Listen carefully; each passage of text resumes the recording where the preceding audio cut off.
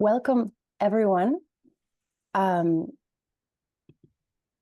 name is Daniela Vaca. I am the director of the Levan Institute for the Humanities at USC. And thank you so much for joining us today as we discuss and celebrate Jill Hicks-Keeton's new book, the good book, How White Evangelicals Saved the Bible to Save Themselves. Joining us in conversation with Jill today are Jennifer Quigley, who is Assistant Professor of New Testament at the Candler School of Theology at Emory University, and Daniel Vaca, who is Associate Professor of Religious Studies at Brown.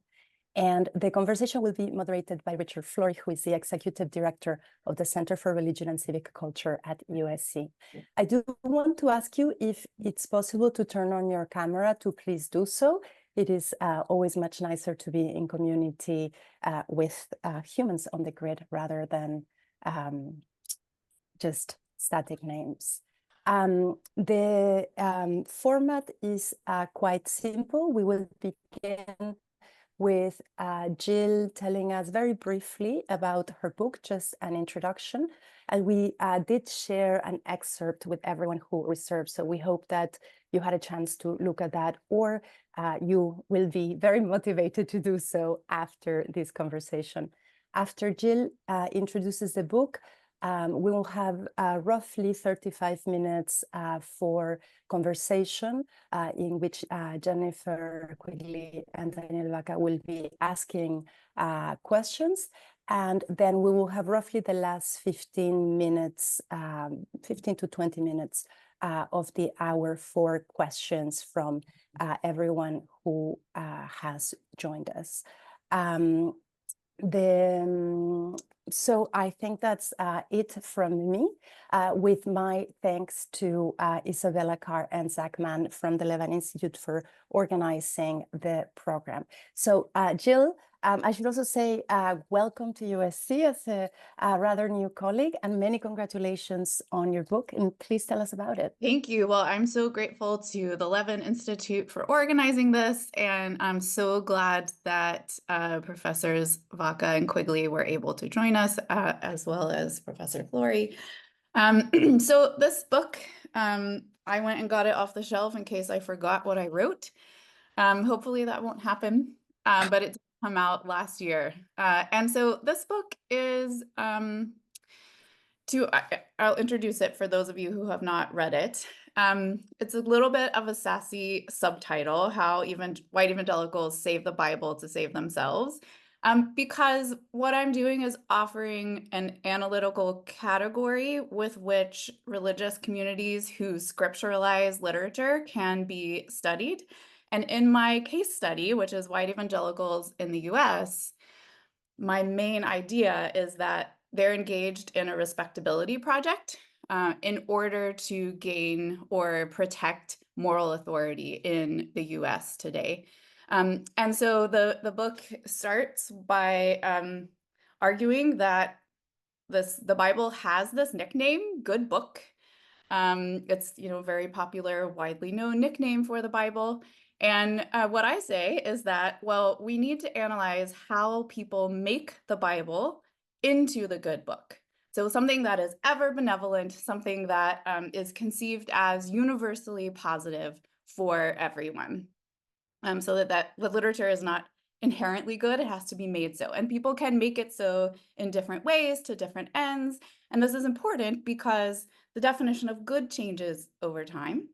And also because the literature that's in the Bible is from antiquity. And so present day communities, when they scripturalize this literature, they need to figure out a way to make ancient texts speak to modern goods or modern social mores. So those are sort of the reasons that this is a project that needs doing to analyze how people make it good.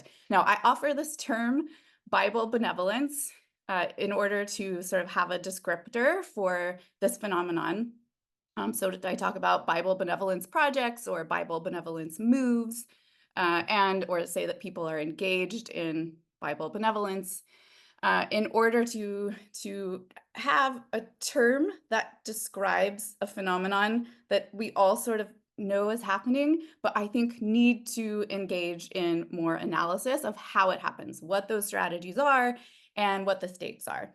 And then I move into talking about how white evangelicals particularly make the Bible good and what the stakes of some of their strategies are, especially for women.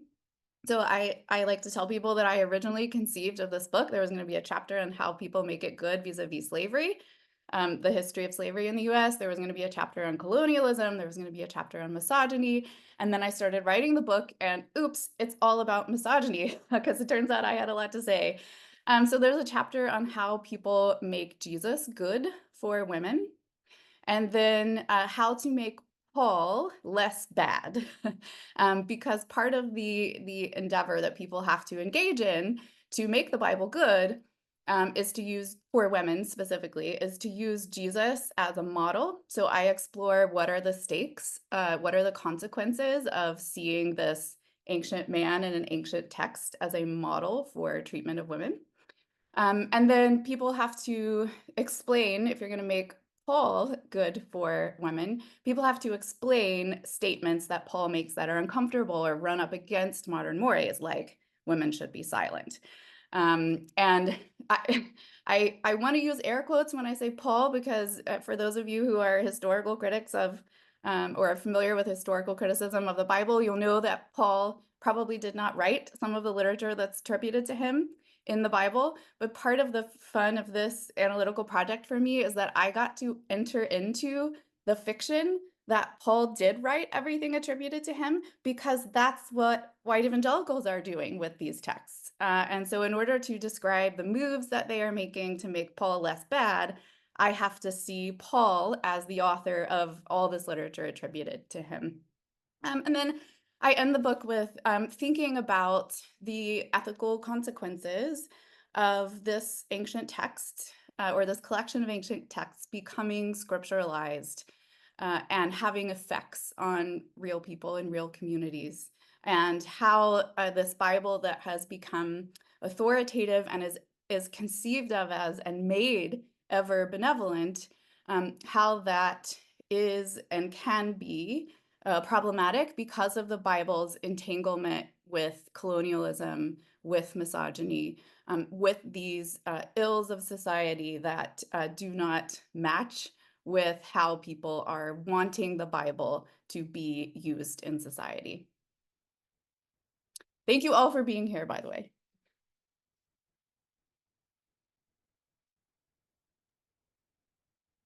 Great. I'm going first. Is that right? Yes. Okay. Thank you, Dr. Hicks-Keeton, for your book. I really enjoyed reading it, and to the USC Levan Institute for the invitation to be here. And I have to say too, as someone who mostly works on Paul, I just love your titles for making Paul less bad, and it's so much so that you need a second chapter, making Paul less bad again. It's just such a great title. My first question, in the place I kind of wanted to hopefully start our conversation, was to ask if you could speak a little more to the whiteness part of the white evangelical communities you're examining. What about whiteness and creates these white evangelical readings that promote Bible benevolence? Is there something particular about the way they're doing gender? I noticed you mentioned several times in the book the kind of way they're ending up in an anti-Jewish reading. Like, what about the whiteness part? Because evangelicals in America are so diverse, both in their theology, but racially, ethnically as well. What about whiteness and white evangelicals is creating this kind of reading? Yeah, that's a helpful question. So this is my sneaky way of trying to persuade people to read my previous book, which was about white evangelicals creating the Museum of the Bible. Because in that book, my co-author and I develop or explain more fully why we are treating white evangelicalism in that academic context. And so part of that is because we're relying on the work of American religious historians for whom this is a category that exists in the study of American religion. But we also show that we need to be thinking about white evangelicalism as like coming with an institutional approach. So presses megachurches, institutions that people are affiliated with, regardless of their actual racial identity, such that white evangelicalism is something that is developed, promoted, amplified through these institutions, which is why my selection of primary texts that I was engaging with or analyzing in this book are people who are affiliated with white evangelical institutions. And so I think that my hope is that this category of Bible benevolence will be useful as something that is like transferable for studying other communities. And so, you know, this is a question that people say, well, what about Black evangelicals? And it's also not even about whiteness, but the people will say, well, you know, do Jewish people do this as well? And I think that the answer is yes, but it is the white evangelicals that I used as a case study in order to develop the category.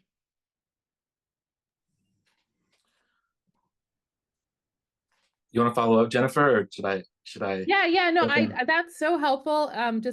Yeah. And also just I'm curious if we could like start to think about the particular reading strategies of these institutions, like because it is absolutely an institutionalized way of reading. And then I think you're trying to show us some of the reading strategies that come about as part of these institutions itself. So yeah, that's great. Thank you. Well, sorry, just to add that I think that like white hegemony goes hand in hand with heteropatriarchy. And so that the focus on misogyny and the title having to do with whiteness, that those things are actually intertwined in terms of power dynamics and social dynamics in the United States. Great. Yeah, thanks so much first for having me. It's a pleasure to be here and having the chance to read this book and think about it.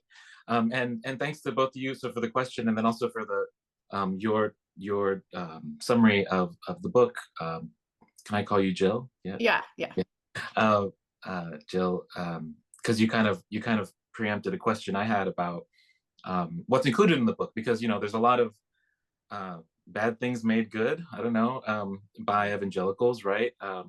And sort of gender ideologies are just kind of one of them. And so I wondered about, you know, race, which you talk about a bit, but the book's so much about you know, evangelical gender dynamics. So I wondered about that, but you've already addressed that. But something else that's kind of related, I don't know, it's kind of in the mix, maybe in the air. I thought about this a lot when I was reading it, is the sort of like, who are you speaking to question. Yeah, there's also related to another question about, like, we can talk about later maybe, about, you know, what would you hope would come out of this from a reader reading, but really just kind of what audience did you have in mind? Because so I'm a historian of American religion, but I also did like a master's degree in, you know, Bible and Christian history and that kind of stuff. And so a lot of the sort of biblical history, sort of the historical criticism stuff was like, I could follow it, and it was interesting to me, and you were synthesizing so much of it in such a kind of rich and smart way.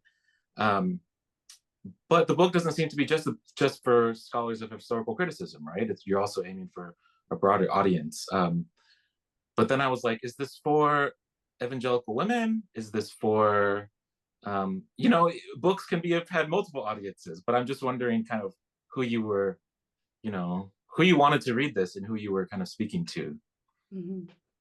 Yeah, thanks for that. And I am especially curious to hear the reaction of an American religious historian, because that's sort of a field that I am very much interested in, but was not trained in. And so because I'm, you know, trained in antiquity and Bible, and I became interested in how people use constructions of history in what the consequences of that are in contemporary communities.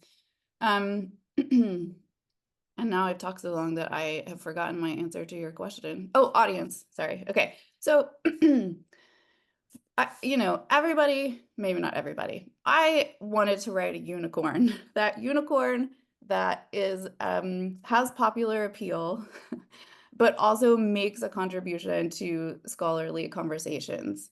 And I think that, no, the book is not written for evangelicals, for evangelical women.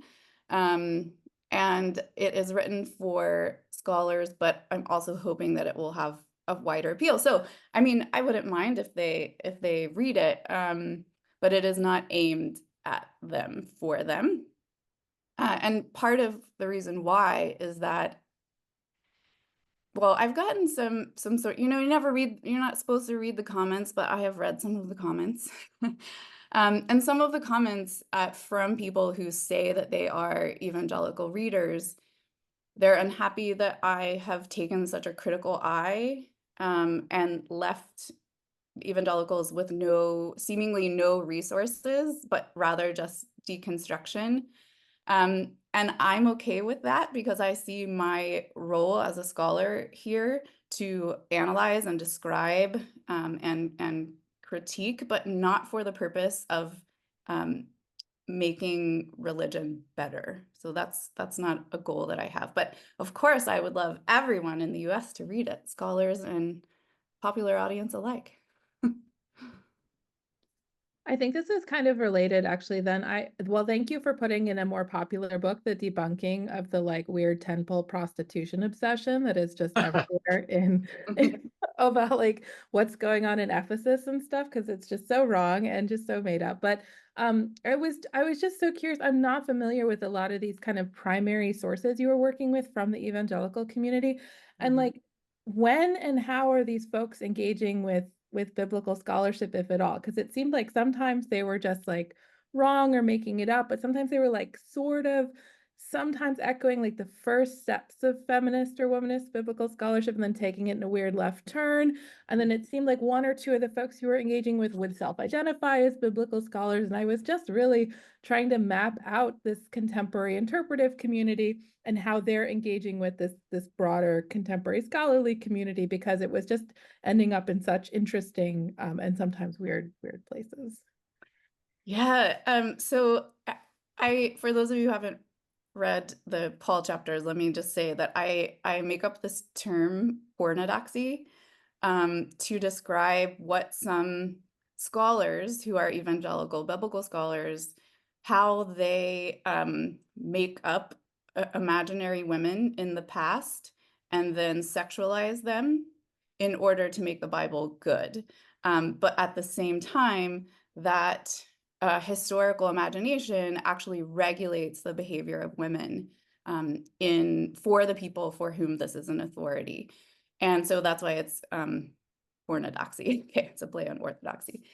And so the scholar whose work that I really analyze in that section is Scott McKnight, who's quite a famous evangelical New Testament scholar. And as I was writing that chapter, I saw a list come out from Ancient Jew Review, which is a like popular but also scholarly aimed online journal. I saw a list come out of like the top most read articles in the previous year. It was like a roundup. And Scott McKnight, this person whose work I had analyzed and demonstrated that he was sexualizing imaginary ancient women, was the #1 author in this journal. And then this past year, when my book came out with Fortress, which is actually quite a, to my mind, a distinguished press in biblical studies, they also published a book by Scott McKnight. And so our books were beside each other in the advertising materials. And so I'm sort of, thinking that it's not people who are, it's not that these folks are, uneducated. He is like very well educated in historical criticism, and also is very influential, I think, in evangelical circles because of he has written, lots and lots of books. They sell well. And he has become sort of like a celebrity in evangelicalism because of his purported or alleged solidarity with women. And then the other person whose work that I take a critical eye to in the Paul chapters is Beth Allison Barr, who is a dean at Baylor University, so a big Baptist school. And her work was, she wrote a very popular book called The Making of Biblical Womanhood. And it became a bestseller, and she was featured as sort of the face of evangelical feminism in The New Yorker. She was interviewed by NPR. And these sort of mainstream media sources, which are not embedded in evangelicalism, were presenting her in a way that was consistent with her self-presentation. And so were imbibing her definitions of feminism and presenting her, I think, as doing something that in the book I demonstrate she's not actually doing, which is making the Bible good for women by making Paul's household codes in Ephesians and Colossians, legible to evangelical women, and demonstrating that it's not actually holding them back from ministry or being equal partners in marriage, that sort of thing. So those are people who have PhDs. Barr has a PhD in I think it's medieval history. So she's not in the religion department, she's in the history department. And it's sort of like maddening as a biblical scholar to see these sorts of evangelical Bible benevolence projects be put into New Yorker headlines. But people will read their work much more than they're going to read my critique of it, I think. One thing I think you showed really well is the kind of trickle down of that from like the like more scholarly to the like then what that makes its way into was it Alsop with Mark Driscoll's church or some of these other kind of at the pastoral level that becomes even more extreme, and it's kind of Bible benevolence because it's filtering these folks who are broadly in the scholarly community, but then to this next pastoral level, which is what most people are also engaging with. Yeah, and I think too that I should mention that I think historical criticism of the Bible, which many professional biblical scholars do who are not embedded in evangelicalism or in even religious affiliated schools, that can also become not just leveraged for Bible benevolence, but like historical critics are engaged in Bible benevolence without calling it that, because situating this literature in antiquity is sort of the first step of figuring out how to make ancient literature good, right? You have to like describe what was happening in antiquity. And I demonstrate that some of this is like making up history entirely. But it is the case that many historical critics of the Bible who are in so-called secular institutions are also sort of aiming their work at this project, perhaps accidentally, I think. Yeah. So many things to talk about. I had a question kind of lined up, but just to kind of build on this, maybe we could talk about Beth Allison Barr and her just as an example. The question I asked before was, who do you want to read this? And I said, it's also related to a question about what do you want to take away and what do you want readers to go with it, right? And so I told her to get the scholarly places you can go and the ways that you can think about you could see the construction of kind of evangelical biblicism through even work like hers or other work that you talk about. But I guess the reason why I even mentioned like the evangelical woman reader was just because, I don't know, I wondered about, I don't know how many people read The Making of Biblical Womanhood, but in a way, like I almost wondered, like, would you want someone who read that book to read this book and then think, oh, it's not as easy as Barr makes it out, or like it's not Paul's more complicated than she makes it out, or something else. I don't know. I guess my question was like, what if you had to kind of distill what you want to recover, or what you would want to recover for a reader, say, of Beth Allison Barr's book, what would you want them to recover? What version of the Bible, or what way of thinking about the Bible would you want them to recover? And the answer might be like, you're not sure about that, because I mean, so I wrote a book about the evangelical book industry. I was given invitations to speak to evangelical publishing associations to kind of fix evangelicalism, and I was like, that's not really my thing. So that's not, I don't really have all the answers. I think capitalism does this to evangelical books, but like undoing it is a different question. So maybe that's what you're doing too. But I don't know. I still thought it was worth just hearing if there's some vision of the Bible or something like that that you would want even a sort of layperson to kind of get to. Does that make sense? It does make sense. So my first sort of rude answer is I don't really care for them to recover anything. Yeah. But the longer answer, to make it sound more nice, is I suppose my like ethical vision, if I were pressed to have one, is that I would love for people who see the Bible as authoritative to learn that they are engaged in the process of making it so. Mm. So that they're like aware of what Vincent Wimbush has called scripturalization. Yeah. That it's sort of like a local process that happens alongside like political aims, alongside social realities, alongside power dynamics. And I wonder if then we wouldn't have an outsized evangelical political voting bloc, but Yeah. but ultimately I don't think it's my job to tell evangelicals what to think, even if they would listen to me, which they won't. But yeah, I think that I am like really invested in the analyzing, and less in helping to fix. Does that make sense? Totally. And again, like I don't, the fixing part is not necessarily the kind of scholarly obligation, but your book is so I don't know, it's in some ways a call to arms, but then it's like, well, not a call to arms isn't quite right, but it's I don't know. I feel like when I was reading it, I felt like you're calling me to kind of have a broader imagination about the Bible, and maybe that's just it. Like you can think better, think more critically about the Bible, and like that's as far as you go, and that's fine.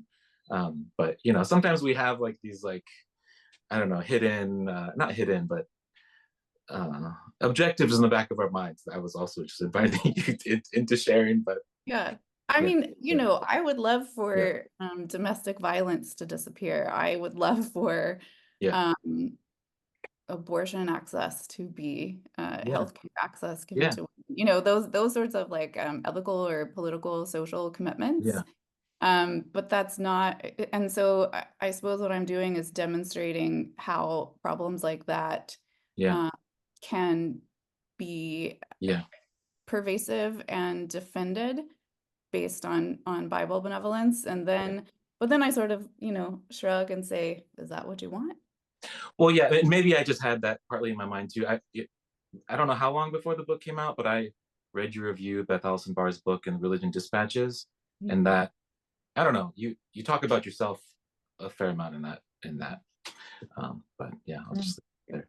Jennifer, sorry, I feel like I've been talking. No, this is kind of works. I mean, relates to what I was kind of going with next, because I mean, I teach at a divinity school as mainline Protestant. I'm training a bunch of future religious leaders, but it's also a very different context at the same time. And when I think about how folks are trying to do stuff with the Bible here, for meaning making and work in their communities, it's just in a very different direction. And I wonder if it's related to, I don't know if there's this like accompanying. When I was reading your book, I was wondering whether there's just like unacknowledged great and good men historiography that has to go with this, that there are singular, like Paul is a founding figure, and so is a good founding figure, and also is the singular genius that came up with this. Whereas I think in a lot of, mainline settings now, in feminist and womanist scholarship, there's a lot of acknowledgement of the danger of singular saviors, to quote Catherine Shainer's work, or that we should be looking at everyone else that's there, or these marginalized persons that are, you know, also present in the text, even as they're kind of erased or unacknowledged. And it just made me think about whether there's this just whole larger historiographical project that is going with Bible benevolence, which then also made me wonder whether we could think about kind of a hermeneutics of goodness and benevolence with other texts. I was left wondering whether, you know, certain folks who do constitutional law with an originalist reading are doing a kind of constitutional benevolence project, that American founding fathers are benevolent, good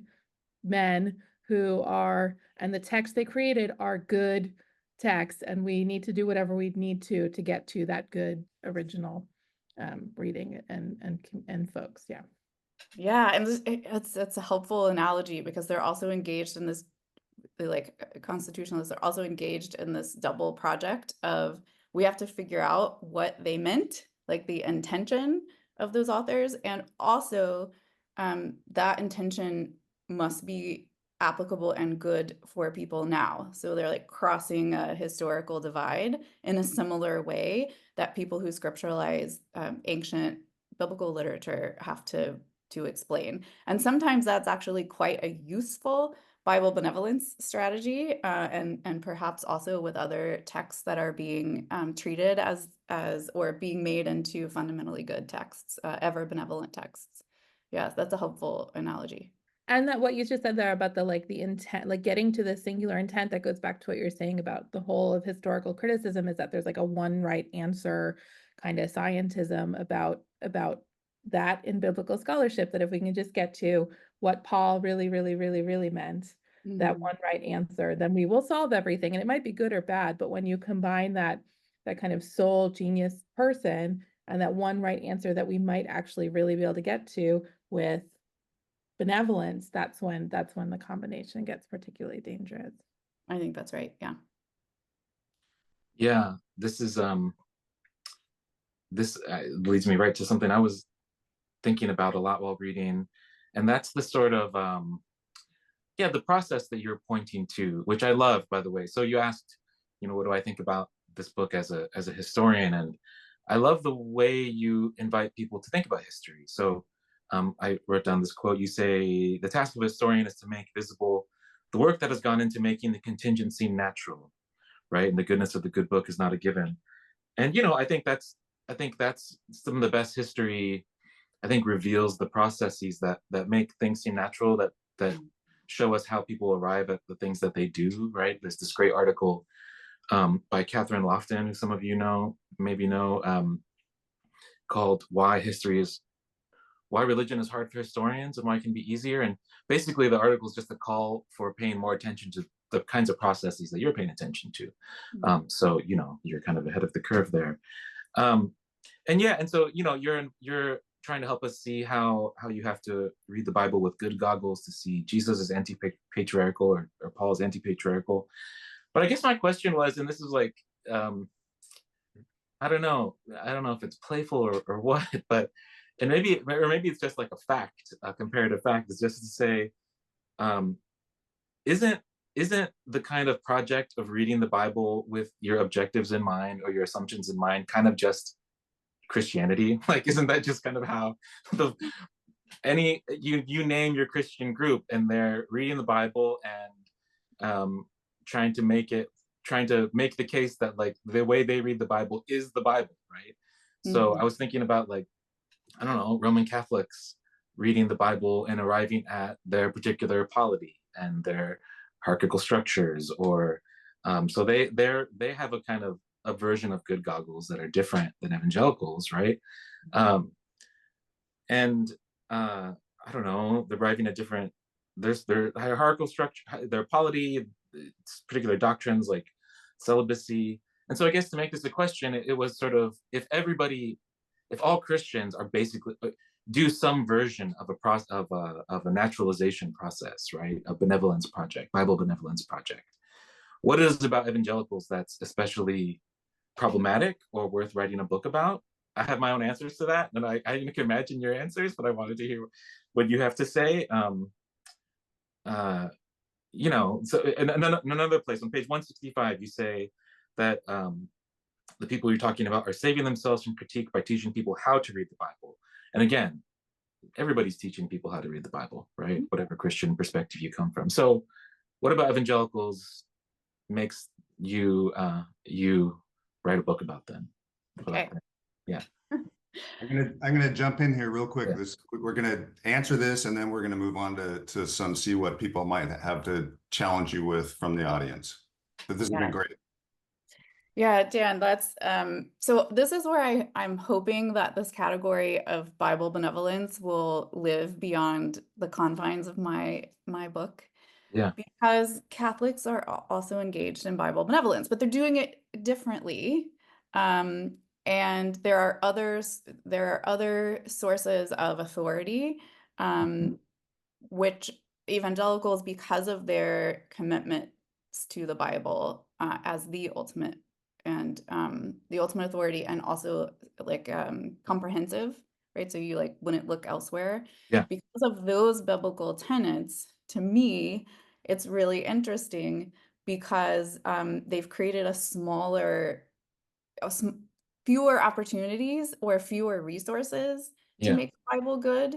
And so, yeah, so like I think that like the press sometimes engages in Bible benevolence when there are headlines about like they publish things, what the Bible really says about X topic. But that is, you know, different than how evangelicals are doing it. And even white evangelicals, not because I had already written a book about white evangelicalism, that was on my mind. That's sort of like what prompted my curiosity about this.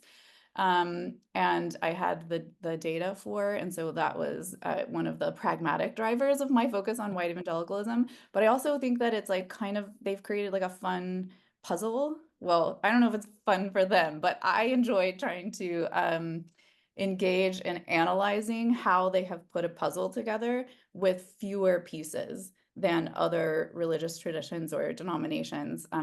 One thinks of liberal Protestantism as well, where you can make the Bible good by potentially saying, yeah, like Paul, I don't like Paul. We don't have to listen to Paul.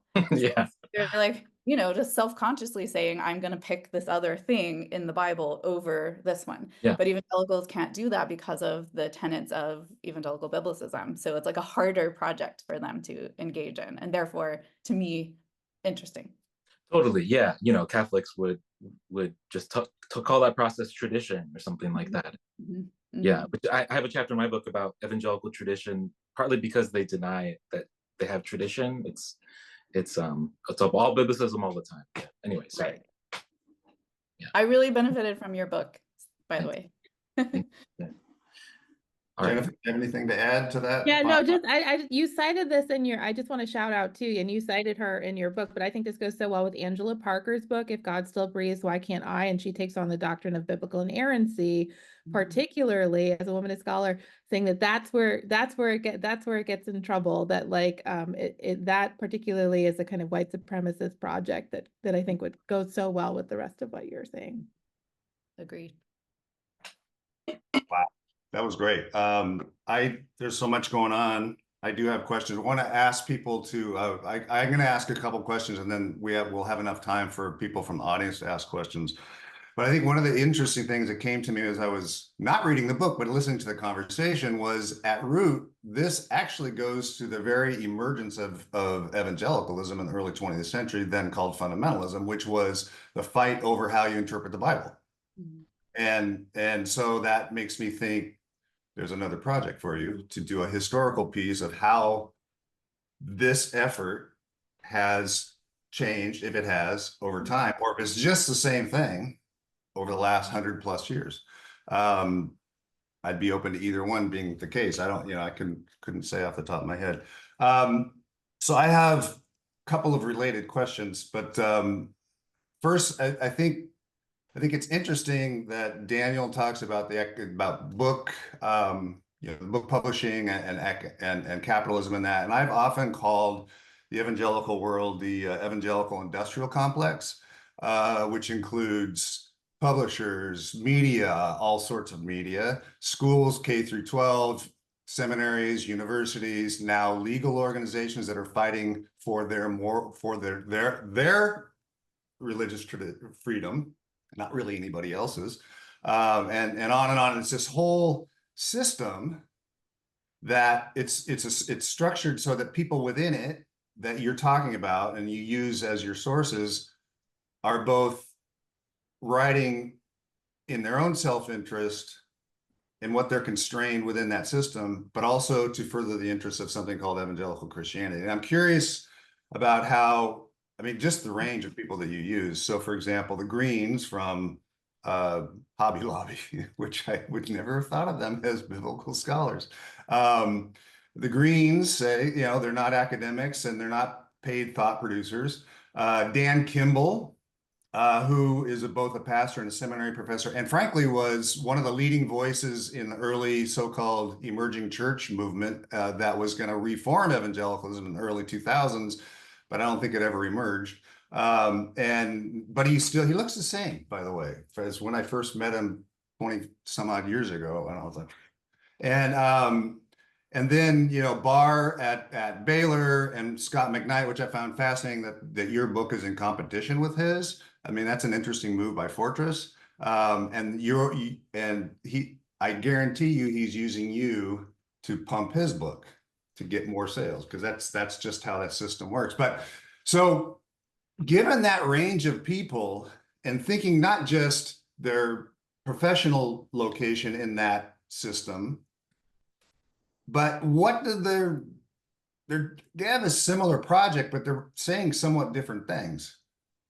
Where do you place them? And I actually have something behind this, but I just want to turn you into a bit of a sociologist for a minute.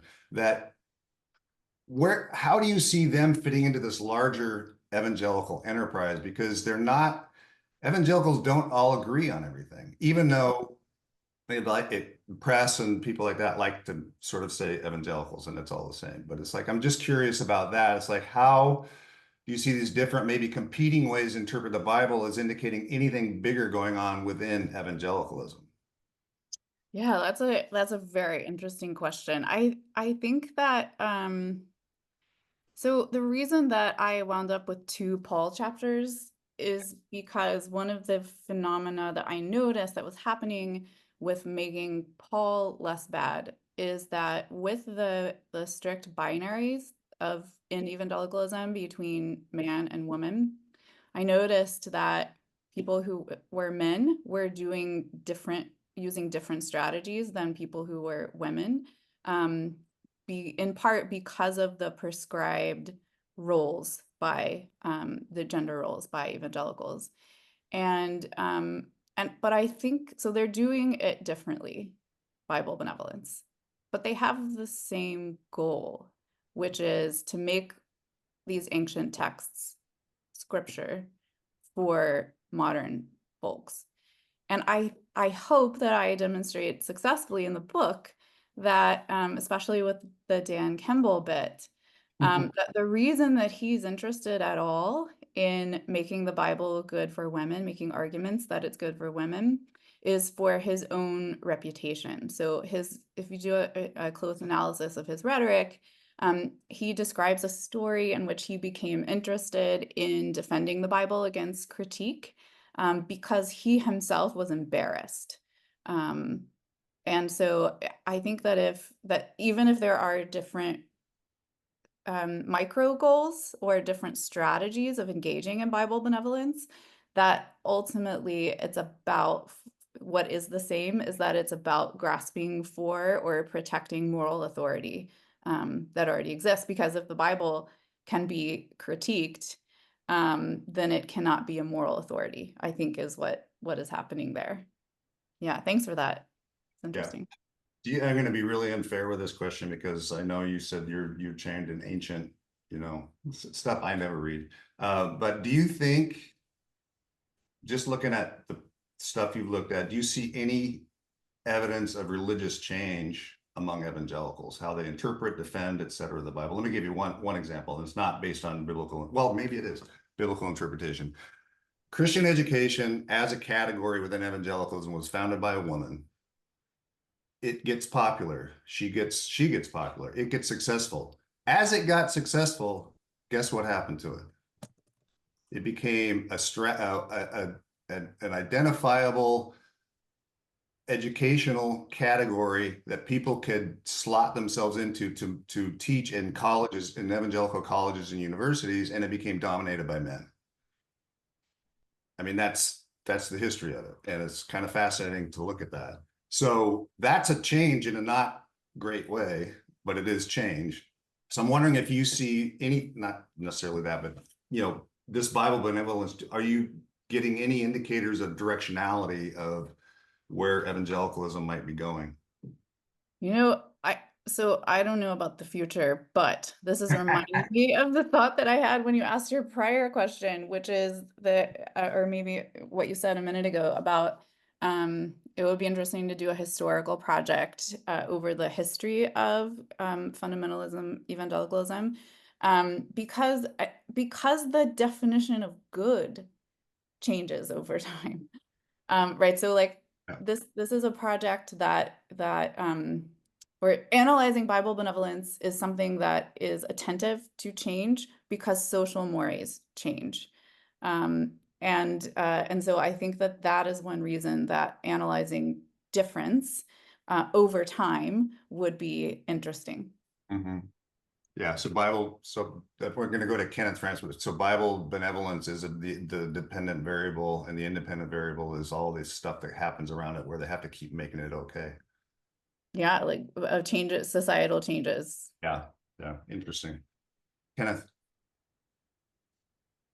Oh, hey, I'm a doctoral student in sociology at the University of Oklahoma, and my question for Dr. Hicks-Keeton is, I guess you talk a lot about rhetorical moves in gender and like making the Bible benevolent in that space, but I'm around like a lot of Christian nationalist scholars and a lot of Christians who study Christian nationalism, and I kind of see some rhetoric like making Christian nationalism isn't real Christianity, Christian nationalism isn't biblical. So I was kind of wondering if you had any commentary on like the rhetorical moves going on in that space.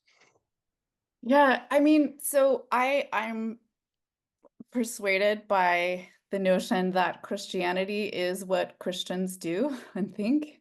And so I would, categorically reject this idea that this defense strategy, I think that some Christians have of like dismissing Christian nationalists as hypocrites or, people who get it wrong, they're not real Christians.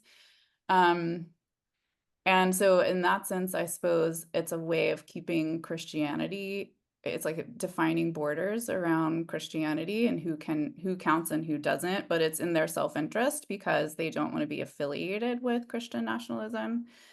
So that's the best answer I got on that. Good to see you, Kenneth, by the way. Sorry. Sorry about that. Tell Sam Perry hi. Any other questions from the audience or from our, if not, from our panelists? Because I do, but that's not my role. Yes, Ruth Ann. Hello, can you hear me? Yes. Thank you so much for your book. I very much appreciated it. I'm doing a PhD in Hebrew Bibles, and I'm very much interested in a lot of the same, as a fellow historian of antiquity, I very much appreciated how you are bringing in and looking at current hermeneutical strategies of the ancient texts.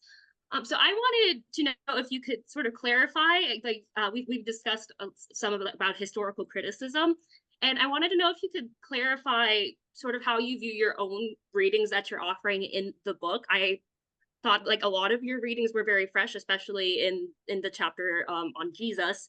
But do you see your reading as sort of, I want to say, the correct reading that comes out of sort of like a proper use of historical criticism, or just one possible reading that's sort of stretching the text and kind of making us think outside of the box? Because it sort of seemed to me at a few places I wasn't sure, because if offering it as this is the correct reading of the historical evidence sort of seems to me that it could fall into the same trap as a lot of like fundamentalist interpreters, that this is one interpretation of the text. And then if there are other possible interpretations of the historical evidence, so how can we distinguish like maybe this Bible benevolence hermeneutic, like on the maybe one end of the spectrum, with maybe sort of on the other end of the spectrum, this like chronological snobbery perspective a la C.S. Lewis, where we sort of think of our own modern ideals as sort of and ethics that we are reading into the text as a superior ethic than sort of maybe what ancient interpreters were. So thank you so much for your book. I very much appreciated it, and I've passed it on to a lot of people, and it's been a lot of good conversations. Oh, thank you. Yeah, actually, I only deal with Hebrew Bible Old Testament in the introduction to this book, where I sort of investigate how people make the violence in the book of Joshua palatable. And then I move on to Jesus and Paul, New Testament, because as I was doing this project, I realized like it's too easy to dismiss for Christians bad stuff, or evangelical Christians. They dismiss bad stuff in the Old Testament by saying Jesus is the magic answer. Christian supersessionist project. And so that led me to think like, all right, I have to do a deep dive into how people are making Jesus good. And my reading, I don't think I'm actually doing historical criticism, because what I do in the Jesus chapter is like, okay, I want to do perform a naive reading of the text about Jesus, with the idea in mind of, okay, if I'm going to use this guy as presented in the gospel texts as a model for how to treat women, then what happens? What kind of ethics come out of that?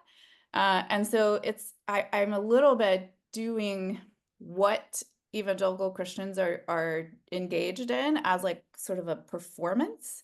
And I don't feel like I'm arguing about history, about what Jesus actually did. I'm not engaged in recreating history from the first century, but instead pointing out, because like even people who don't follow Jesus think of him as like a good guy. And so it's a similar sort of natural reaction that I think people have to the Bible as to Jesus. So I had to demonstrate that there actually is work that goes into making Jesus as presented in the Gospels compatible with modern mores. And so that's why I engage. Like the one line that people are unhappy with is where, oh no, sorry, there might be more than one, but there's particularly one in the Jesus chapter where I just comment that sort of the Gospel of Matthew has these strategies in manipulating the text of Mark that has been inherited to make Jesus less of a dick. Because in the Gospel of Mark, we could describe Jesus very differently based on just the text itself. And his treatment of women, it could be described very differently from how evangelicals are actually doing it. So that it was a bit of like a thought experiment, my reading of Jesus. And it is not intended to say that like that's what Jesus was actually like. I'm just not invested in that question in this book. Could I say quickly here, that was so helpful because, there were parts of that made me think of kind of new atheism. Like Richard Dawkins also has like actually a very evangelical way of reading the text, except instead of like Bible benevolence, it's like Bible malevolence project, and that there is like a singular right way to read the Bible, and that like it's always bad. And so what I really appreciate you saying there was that you're analyzing these practices of reading as opposed to offering your own singular reading of Jesus, because that already seeds the project of what reading or interpretation is to that evangelical model, in a way that I see a lot of new atheists who are like really into the like back and forth debate in a very evangelical way are themselves doing. Yeah, that's really helpful. Yeah, I'll just say, I mean, two things. One, I mean, would would Hicks-Keetonism be such a bad thing? I don't know. No, a new fundamentalism. No, just joking. But I really thought it was really helpful how you, throughout the book, I think more in the Paul chapters than the Jesus chapter, but you kind of highlight the contrast, the conflict. Paradox isn't quite right. Conflict between saying these guys were progressive for their time, and also that they're channeling the culture of their time. They were trying to have it both ways, kind of around. Yeah, I call it a Bible benevolence loop. Yes, because they can right. insert any piece of data and come up with the same conclusion by it's like convenient. They situate the ancient folks in ancient patriarchy. So when they say something inconvenient, that's because they're situated in patriarchy. But then also they were revolutionary for their time. And so when there's something convenient for that argument, then they put it on that side. So it's like a loop. Out of all of your Bible benevolence blank constructions, the loop was my favorite. Thanks. I am so sorry we are at time. I know that we could keep talking about interpretation and strategy. Thank you so much for joining us. Many congratulations, Jill, on your really interesting new book, good book. Thank you so much to Jennifer Quigley, Daniel Vaca for joining us in conversation with the author, and to Richard Flory, our colleague, for moderating. Thank you to everyone on behalf of the Levan Institute. I do want to say that this is the first of 6 book chats that we're doing this semester with USC authors who have published new books. So we have upcoming book chats about books by Nathan Pearl Rosenthal on the Age of Revolutions, Maggie Nelson's book of essays Like Love, Antonia Savari's Agents Without Empire, Roberto Ignacio Diaz on Latin American opera, and Ellen Wayland Smith's book of essays, The Science of Last Things, all this semester. We hope you will join us. Thank you so much, everyone. And above all, thank you, Jill, for your book and the conversations it has sparked.